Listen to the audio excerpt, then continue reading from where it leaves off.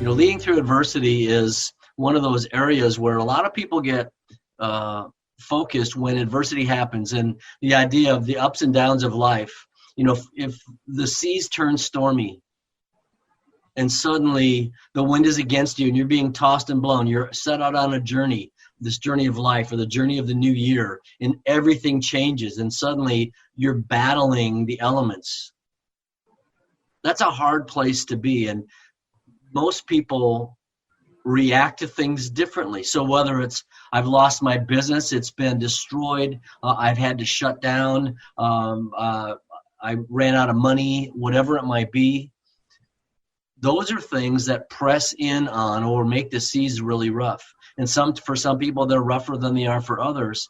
But this current circumstance has really, truly impacted everyone. There's no one who's not affected by it in some way, shape, or form. So when the storms come, it's often that our initial response is internal. What do I need to do? How does this impact me? What is my issue here? And so when adversity comes, our first reaction is, I'm going to just deal with it. Or I got it handled. Or I'm going to respond. And sometimes that response is passivity.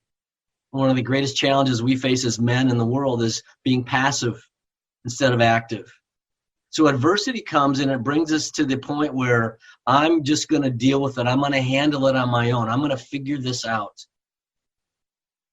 Or I'm going to respond by overreacting or underreacting or not reacting at all.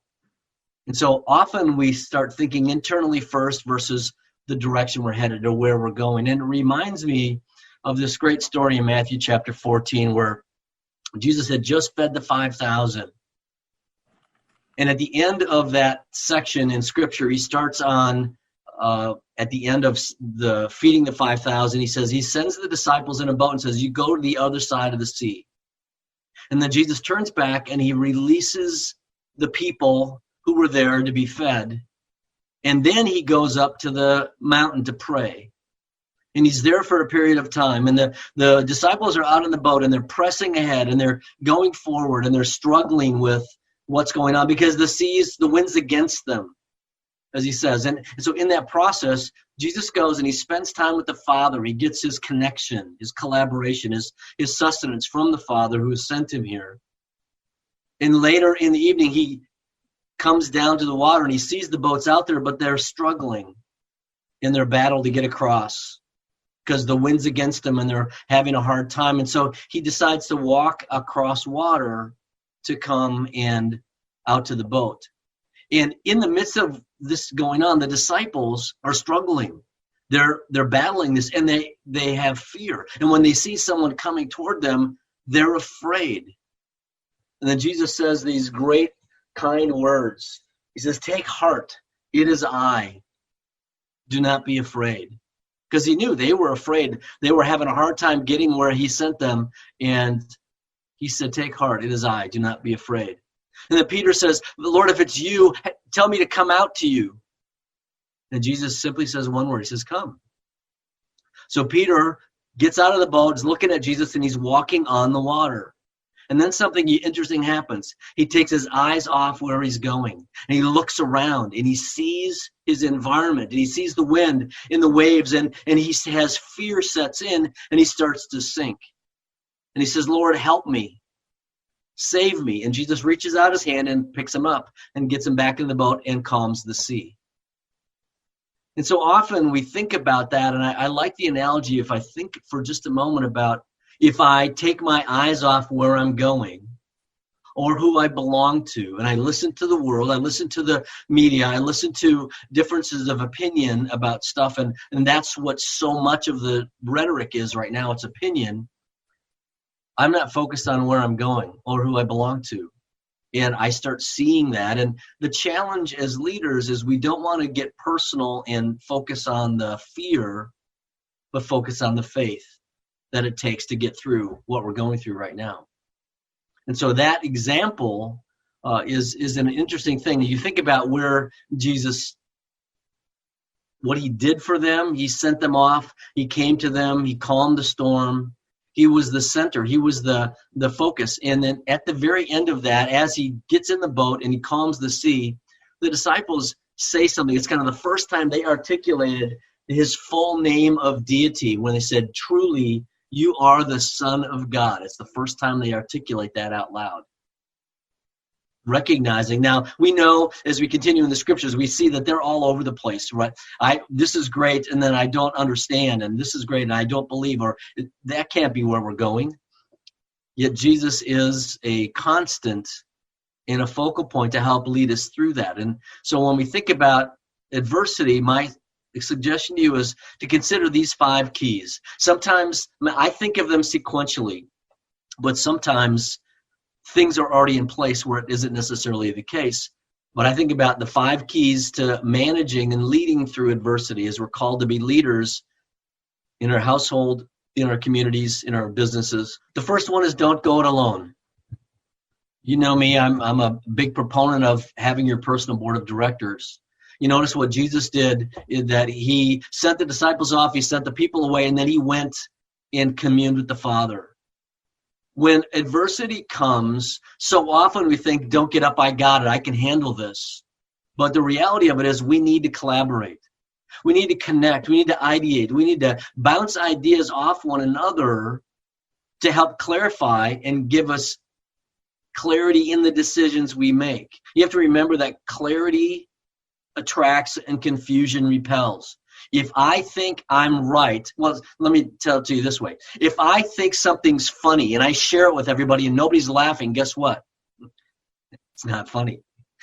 So I have to understand that just because I think something is a certain way means I'm alone in my thinking. I need to collaborate with other people. So don't go it alone as a leader. Connect with other people. Get ideas. Find out perspectives to expand your own perspective. That's a step that should happen and continue to happen even when adversity comes, that you're not trying to do everything yourself. You connect with other people. Step number 2, and this is a hard thing for some people because of the way life gets communicated. They get ambiguous with it. They kind of talk around it. It's okay to name what the adversity is. We're having financial difficulty because of COVID, or I'm sorry, we're going to have to shut our business down, or there's this trauma where I can't go see my mother because she's in a nursing home, or whatever it is, whether it's COVID or economics or personnel, whatever it is. Don't be afraid as a leader to actually call the adversity what it is. When you dance around it, nobody really understands what you mean. Nobody really understands why there's a cutback or why I'm being let go. Name that. To be bold enough and brave enough to name what it is. We're having challenges economically because of COVID, and as a result of that, I'm sorry, but we're going to have to cut back your hours. Work part-time instead of full-time. Or I'm going to demand that you wear a mask and keep gloves on, or whatever it might be. And it isn't just COVID. It's when adversity comes, be willing as a leader to name it. Call it what it is. Because when you do that, it gives you the ability to go to the very next step, which is your commitment to move forward. So committing to move forward when it comes to dealing with adversity starts out with really looking at some challenges. So, for example, if you're going through the mud or going through, some deep water, full speed ahead is important. Keeping the throttle down is important. The challenge that most people face when things get tough is they start looking around, just like Peter did. He started looking away from Jesus. He's looking around and he gets afraid. He gets scared and he starts to sink. He's not focusing on where he's going. He's focusing on his surroundings. And yes, there are plenty of things to navigate, and there are plenty of things that we should be concerned about, but we need to be thinking about where we're going, and here's the reason why. If we get hung up on thinking through where we're going versus being in it, we get challenged. Our commitment to move forward means we're committing to where we set out when we left harbor, when we got in the ship, and even though the seas are rough, we set out to where we're going. And then the challenge in the midst of all of this is the great pitfall. The pitfall is thinking internally versus externally, thinking about dwelling in what is going on versus leading through what is going on. And here's what I mean by that. If you look at the two words on the screen, in is a small word, through is a big word. But the difference is not only in the fact that in is small and through is big, but the outcomes are very different. The outcomes are much greater when we're thinking about going through this adversity, where we're headed, what it's going to look like down the road. You have to understand that as a leader before you can cast the vision and get people on board with you. And so don't get hung up. The pitfall is, you think about man without vision shall perish. You got to think about where we're going. We're going through this. And there are going to be issues and there are going to be bumps along the way, but we're still moving through this. And you keep the throttle down. Don't dial back and then just dwell and get hung up in what you're doing only. As a leader, it's our job to cast the vision of where we're going. And you need to commit to move forward, because it gives you then the ability to go to step number 4, which is to cast a vision. I've worked for leaders. I've been in the insurance industry for 17 years. I don't sell insurance, but I'm a carrier rep. And so I call on people. I help people win with their clients. I help people work through business models. But in the process of that, I've worked for managers who had struggles with casting a vision. And it's hard to get your team to buy into where we're going when there's ambiguity or there's uncertainty, or when the dwelling is so focused on what we're in right now that we don't really know. And here's the challenge with that. When you don't cast a vision, you allow other people to write your narrative. And as a leader, you want to tell your own story. Don't let someone else tell your story. This is where we're going. This is why we're heading where we're heading. See, the important thing about doing this is if we want to get to safe harbor, if we want to get to the other side of COVID or other side of business development or other side of what this looks like. And Bob, as you talked about having, these ideas in front of you, you can literally see them. And even though some might be 2 or 3 or 5 years away, they're in front of you because that you're thinking forward. You're thinking through where we're going. And as leaders, that's an important job, because if I want to get buy-in from my team, I need to be clear about my message, about the vision that we're going. Remember I mentioned clarity attracts and confusion repels? It's really true, especially when it comes to a vision. So if I'm going to cast a vision and make a difference and get buy-in for everybody, I need to be clear about what we're doing and where we're going. And then once people get on board, you give them tools. You invite them to participate. See, when people get on board, you then want to, as a leader, empower your team. Because once they're going, you don't want to still be in charge. And, I think about this as handing over the reins to someone else. I'm going to hand over the reins to you. I want you to do this. I'm going to empower you. And what that means is I'm going to give you authority to do these things. I'm going to set you on that project and have you take that team and do that. Give you authority. Then I'm going to supply resources for you. And then I'm going to build in a set of touch points along the way so that if you have questions, we can check in on your progress, but I'm not going to micromanage what you do. Has anybody on this call ever had the privilege of working for a micromanager? That's hard. That's a hard thing. And I struggle with that. I recognize them quickly. And a micromanager does not empower their people. And it's hard. It gets to be taxing mentally and emotionally to have someone question your every step and every move. But leaders empower their people. We teach them how to move, how to run, how to lead. We give them the reins. And when we do that by granting them something they want, the ideation, they want authority, and provide them resources. I want you to take this idea and run with it. I give you the freedom to do that, and then check it with them. That's how you develop other leaders in your organization. That's how you hand off not only the reins of this project, but you hands off the reins of your legacy down the road by empowering people to continue the good work you've been doing. And sounds simple, but when you think about the importance of not micromanaging other people, but empowering them, there's a vast difference in how a leader approaches taking somebody through that. So you look at that, the pathway again is don't go it alone, name it, commit to move forward, cast a vision, and empower your people.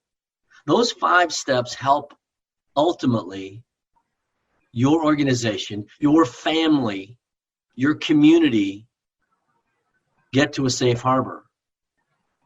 Because ultimately what you want to have happen is getting to that safe harbor is wherever your next destination is, wherever your journey is on for your family, for your business. You set out that, and the seas were stormy. We didn't come into 2020 expecting what we have.